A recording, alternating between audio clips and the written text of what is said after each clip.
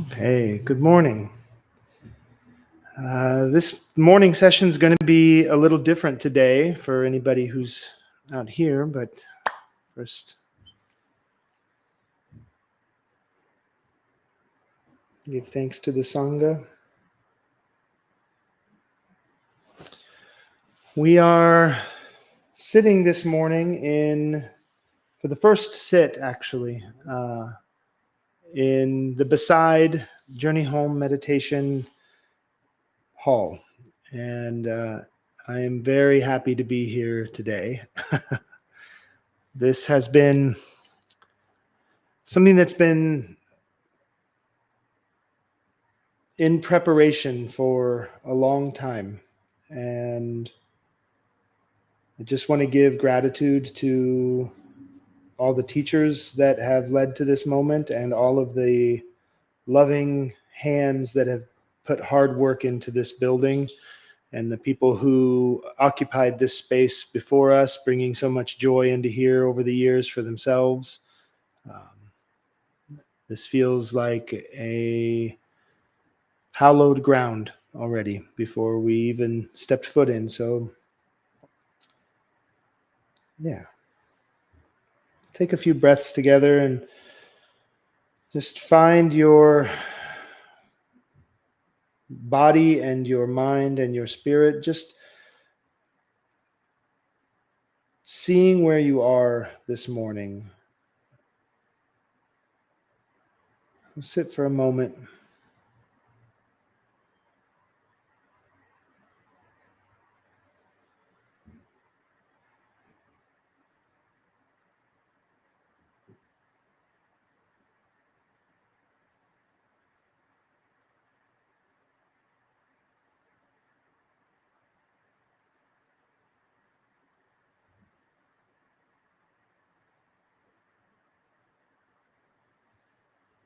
To invite the bell.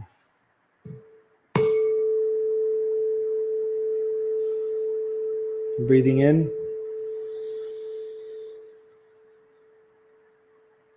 And breathing out.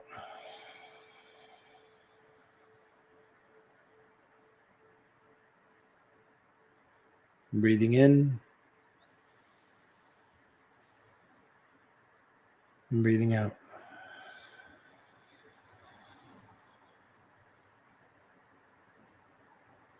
Breathing in.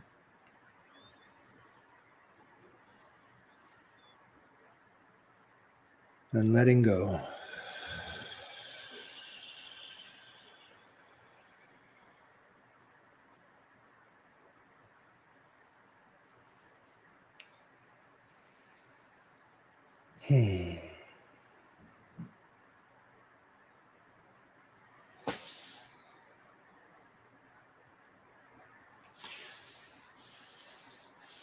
It's a wonderful feeling to arrive. I've taken a lot of journeys in my life. I lived for a long time with my family in a school bus, and we traveled the country and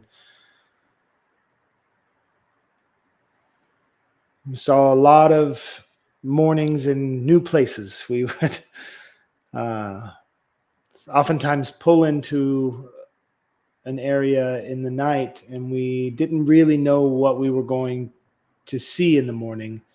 We just found a safe place to park the bus, as safe as we could, and we'd pull in. And then in the morning, it was almost like a Christmas morning. You wake up and you'd see what is happening around you. You'd see all of these new things, and it'd either be exciting or it would be time to go. But mostly, we would park in open spaces, and in the evening, we would get into the bus, and the kids would fall asleep, and we'd be in the city. And then by morning, we would have parked someplace a lot more open. And you'd wake up to the sound of the birds or the ocean or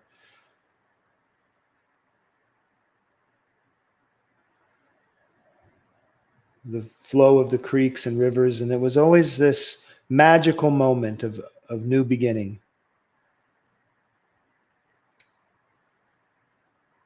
And in a lot of ways, these new beginnings are happening for us all the time, but they are not really as stark as closing your eyes in one place and waking in another. That's just where our awareness gets sort of poked. And I was thinking this morning, I've been in this room hundreds of hours in the past few months. We've done so many changes to this space, and so many people have come in through here putting in their efforts, that to call this a new beginning is a bit dismissive of the transition that it's gone through as well. But I recognize that it is a threshold. And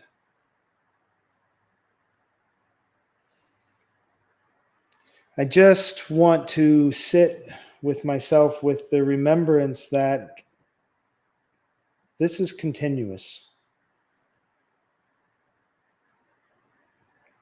Everything that happened had to happen exactly as it did to reach this moment where I am right now.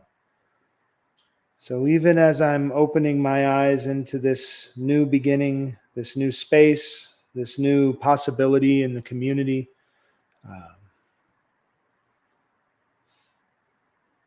I'm remembering gratitude for everything that came before. And I can't tell you how much gratitude, how easy it is to have gratitude today sitting in this space, this wonderfully imperfect space. You know, there are so many little things that aren't finished. And I think that a couple weeks ago when I sat in St. Mark's Episcopal Cathedral in Seattle to see Padre Kotuma read poetry and share space with all of us, he mentioned that this cathedral is forever unfinished. You're sitting inside, and it doesn't have the same feel as some of the humongous cathedrals I've sat in. You know, in St. Louis, for example, there's these Catholic churches that are just marvels. 150 years it took for one mosaic to be completed, and it was done over 3 generations of one family that worked on this mosaic in that time. Father to son, and of course, all of the other family participated in their energy as well. And it's this wonderful space you walk into, and it's so tended to and cared for and complete. All they need to do is do upkeep, and it'll last a long time. But when you walk into a space like St. Mark's, you walk into a place like your mother's living room, or that comfortable cafe that you would hang out in with your friends in high school that's a little bit dirty, maybe. Things starting to feel the wear of time here and there, and something is always being replaced or worked on. And that kind of unfinished space is inviting to a different level of your soul. It doesn't strike you like when you walk in, it appealing to your senses. It appeals to your sensibilities. And that's how I feel when I'm in this space. I see the unfinished work, and I am so grateful for it, because it doesn't feel like it's unattainable.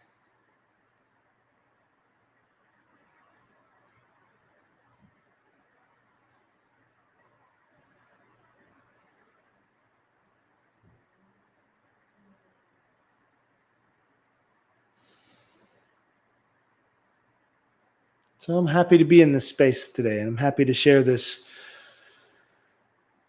with the community here, with the Sangha, and with you out here, where I'm hoping to find a good setup for cameras and everything.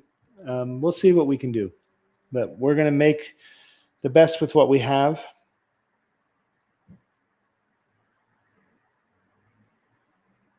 And that's where we are. So let's have a few moments in our meditation posture just to allow for whatever subtle voices that want to arise can arise.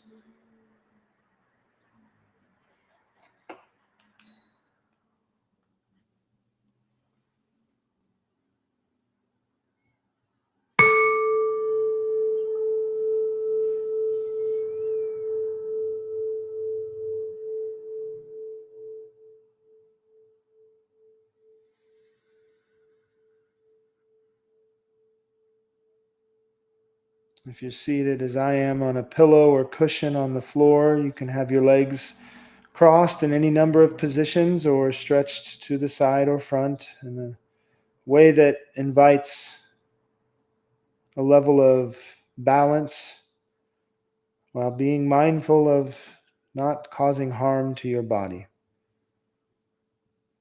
This is not a practice of creating discomfort, even if it is a practice of inviting in the discomfort that's already there. I don't think we need to add more today. Using a small pillow underneath you can help to elevate your hips above your legs just a little bit. That helps with circulation as well as leaving the energetic flow of the nerves as they pulse this life-giving breath through the body with the blood and with these tiny electrical pulses that are just moving through us, being generated in our heart and received all over our bodies. Lengthening the spine. This helps to open the body cavity so that breath can flow in its channels without restriction. Breathing in through the nose to the bottom of the belly.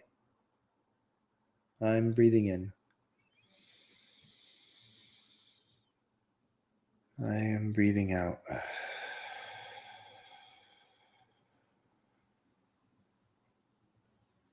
I am breathing in.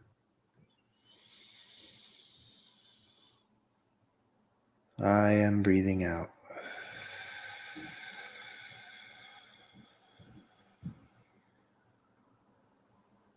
I am breathing in. I am breathing out.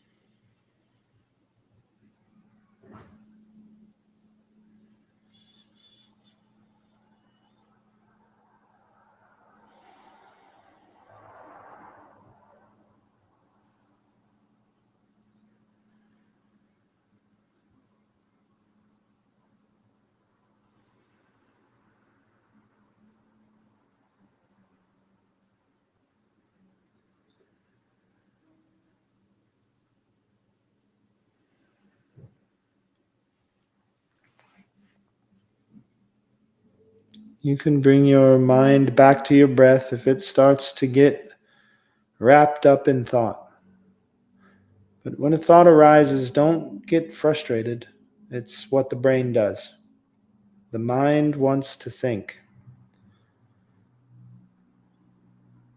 And we can choose to bring those thoughts back to something stable and centered, and there's nothing more stable and centered than your breath. It moves right to the center of your being and out from the center of your being to the world from the moment you are born until the moment that you die.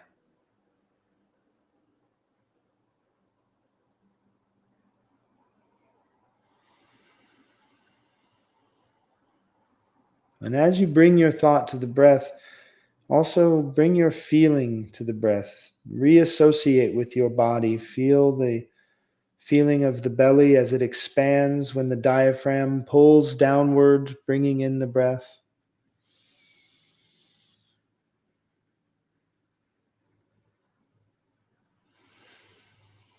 Feel the way your back begins to relax just under the shoulders as you breathe out, and the relaxation spreads upward into the neck and the head.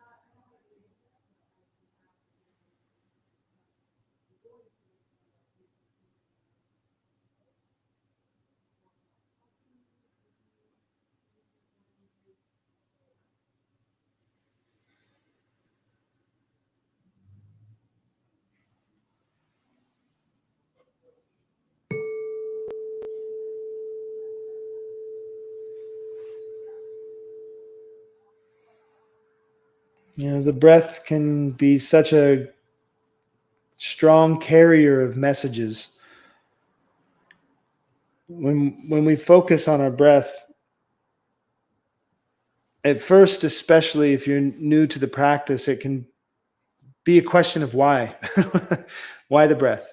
Why not focus on the pulse, or why not focus on the sound of the river, or whatever it may be?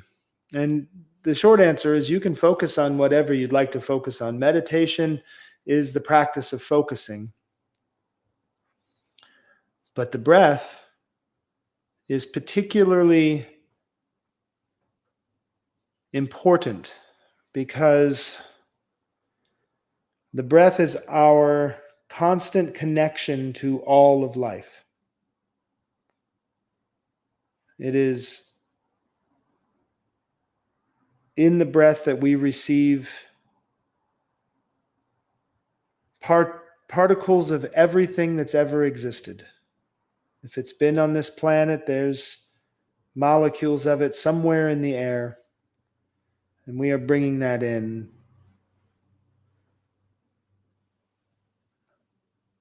And as we breathe out, we are breathing out the water that has removed itself from our blood. As we breathe in, we're looking for oxygen, and there is a number of gases that we're breathing in, but oxygen is the one that our blood cells can turn into life. And as our blood cells ingest that oxygen, they eliminate carbon dioxide. And that carbon dioxide comes out of the blood cell and is carried in little bits of water. And as we breathe in, the oxygen moves in, the CO2 moves out. We breathe that out, and bits of our life-giving water enter into the atmosphere, into the shared breath of the world. There's said to be molecules from the bead of sweat on the brow of the first mother in your lineage when you breathe in.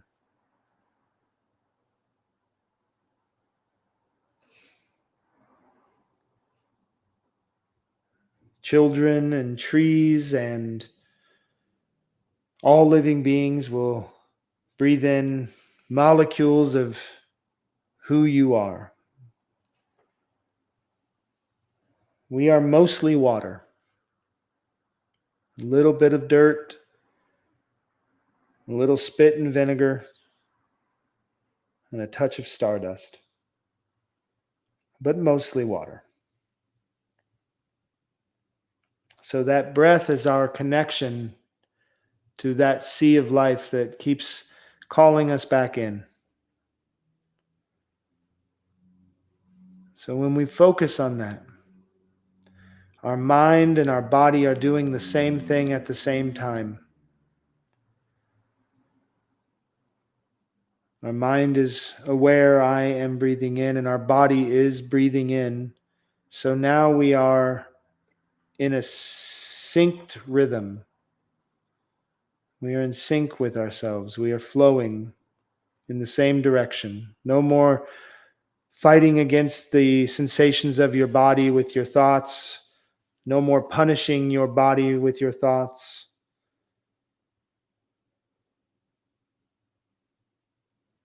Just gentle flow.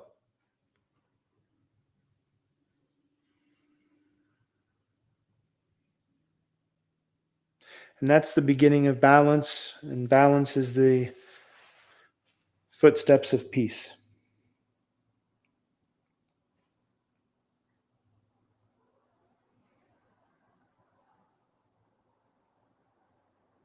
So whether you've been meditating for one day or 100 years, you can keep coming back to the breath.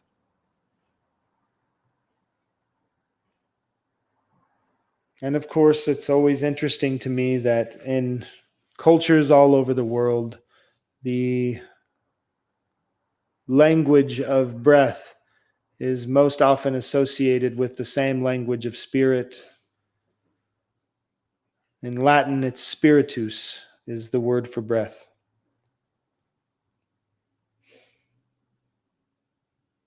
In the Hindi, it's prana. In Sanskrit, it's prana. Going all the way back. The teachings of the Buddha and the Pali. Breath is spirit. Breath is the life-giving force. The teachings of Jesus.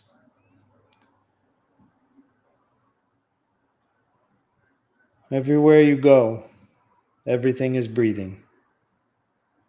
So if we know that we are breathing, then we are exactly where we need to be.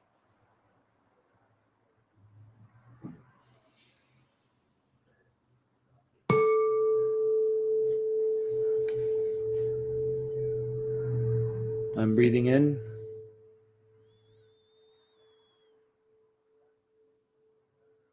I'm breathing out.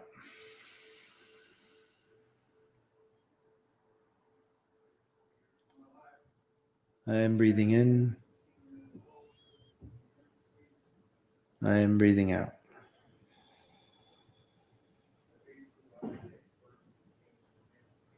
I am breathing in.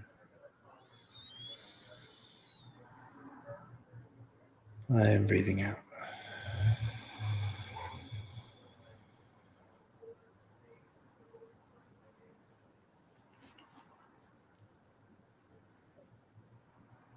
Is there any questions or anything to discuss in the Sangha? Anything you'd like to talk about? Gratitude. You want to talk about gratitude? Yeah. My life has been not what I wanted it to be for a long time.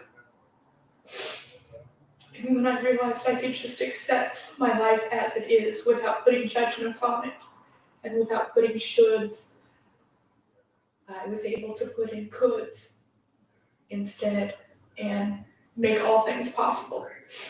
And my overwhelming gratitude for the light of the sun in the morning and the breathing of my dog beside me and the connection I feel when you talk about the air being that my mother and grandmother and great grandmother way back. It's just very over, and I felt disconnected from everything. And connection is the antidote. Connection is what I need, and I'm very grateful.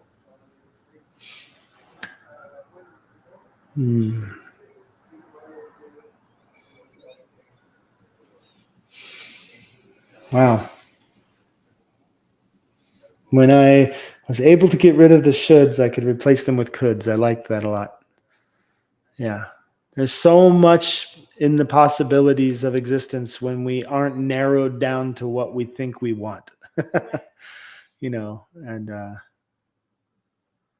think what really messes us up is the picture in our heads of what we think our life should be. Yes. And releasing that opens every door and every window and opens the heart. Yes. Yes, the teachings in many cultures are about this, but the teachings specifically around suffering, it kind of comes down to suffering begins with the question, why me or why not me? It's either that I want anything but what it is, or I don't want what is at all. Whatever that's driving us to that place where we can't seem to see beyond what we think it should be. Because mostly our thoughts are conditioned by our experiences of pain. And we don't want pain. and so our thoughts are thinking about trying to get as far away from those uncomfortable moments as it can. But there's no good reason we have to believe every thought. Yeah. And when we can let go and see beyond that, this is where the teachings of the end of suffering begins in the suffering. Like, you have to be uncomfortable to be able to move through, to get comfortable. It's like breaking in. This whole life is breaking in a new shoe. And Ram Dass talked about death as taking off a tight shoe. He said, we're removing a tight shoe. It's like your soul just gets to, The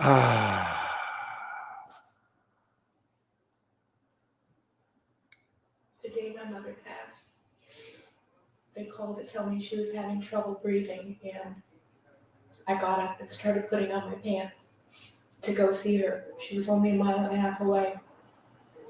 And by the time I had one leg in, they called back to tell me she had passed. And I went outside, and this was in the middle of winter. And I looked at heavens, and I felt so much grief, and I closed my eyes.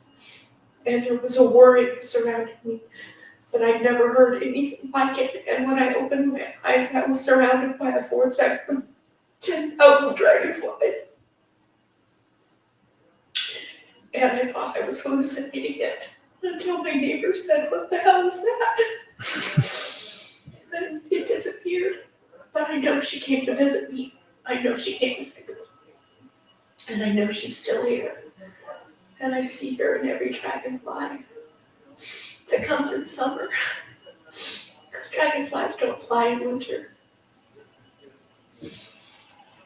And that started a connection to this world and to everything, and know that there is more. To know that there is more. Wow. Thank you for that.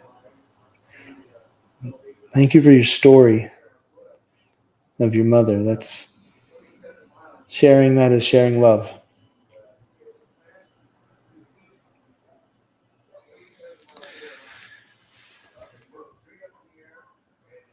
And gratitude. This started with gratitude. I always appreciate that gratitude doesn't necessarily mean happy or that I like this, or gratitude is the awareness that there's no place else I'd rather be in this moment. Like being at a funeral. There surrounding our loved one who is no longer here in body. And I don't want to be there doing that, but I'm surrounded by so much love, so many people all coming together to hold one another, even if it's just two people holding that space, or even if it's just myself standing with a person and saying goodbye. It's not fun, but it's so deeply loving that gratitude just overwhelms. It's like, I feel so much joy to be in this moment. I can be grateful for grief, because without the love and the joy that there was, there would not be the grief that there is. Yeah. So it connects me to that forever. Man, grief is an amazing thing that we have. It's an amazing thing. And just like this practice, it is enriched sharing it with others.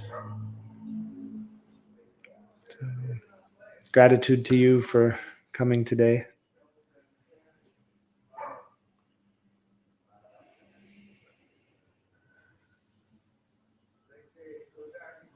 Make refuge in the Buddha, refuge in the Sangha, refuge in the Dharma. Thanks everybody for joining us through Substack or wherever you're joining this practice today. And we'll see you on Monday. Hariom.